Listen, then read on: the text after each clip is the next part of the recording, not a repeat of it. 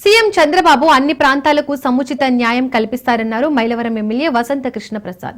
నియోజకవర్గం అండ్ గ్రామ స్థాయిలో ఉన్న సమస్యల్ని పరిష్కరించే తీర్మానం మహానాడులో ప్రవేశపెట్టారని చెప్పారు.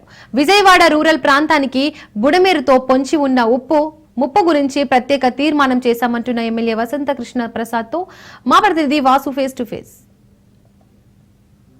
విజయవాడలో ఇటీవల ముంపుకు గురైన బుడమేరు ప్రాంతాన్ని రక్షించేందుకు, బుడమేరు ప్రాంతంలో ఉన్న ప్రజలను రక్షించేందుకు కూడా ప్రధానంగా ఈ రోజు జరిగిన మహానాడులో కీలక నిర్ణయం తీసుకోవడం జరిగిందంటున్నారు మైలవరం శాసనసభ్యులు వసంత కృష్ణ ప్రసాద్. దీనిపైన మరింత సమాచారం ఇచ్చేందుకు వసంత కృష్ణ ప్రసాద్ మాట్లాడారు.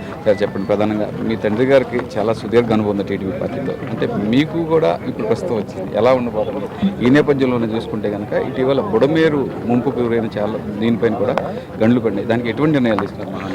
అంటే మహానాడులో ఇప్పుడు నిర్ణయాలు ఏం తీసుకోలేదండి. నేను ఏమైతే బుడమేరు వరదలప్పుడు పోయిన ఆగస్టు సెప్టెంబర్లో వచ్చిన వరదలకి గండ్లు పడి మాకు అక్కడ పొలాలు అన్ని ఆస్తులు విధ్వంసం జరిగి ఆ వచ్చిన నీళ్ళంతా విజయవాడలో ఇబ్బందికరమైన పరిస్థితి అయిందో ఆ వెనువెంటనే ఒక 40 చోట్ల గండ్లు పోర్చడం జరిగింది. ఇంకా ఒక 127 చోట్ల పోర్చకుండా ఆగి ఉన్నాయి.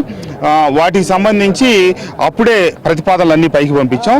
రాష్ట్రంలో ఇట్లాంటి అత్యవసర పరిస్థితుల్లో ఆయన ఎన్ని కలిపితే అది ఒక 1088 కోట్ల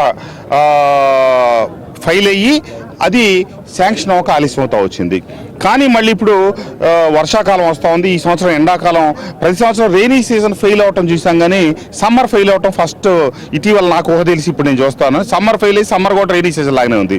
కడపలో మహానాడు అంటే అమ్మో ఎంత వేడిగా ఉంటుందో, ఎంత ఇబ్బంది పడతామో అక్కడ అనుకుంటే ఇక్కడ కూడా ఇప్పుడు చల్లటి వాతావరణం ఏర్పడింది అనమాట. సరే, వర్షాలు పడతా ఉన్నాయి.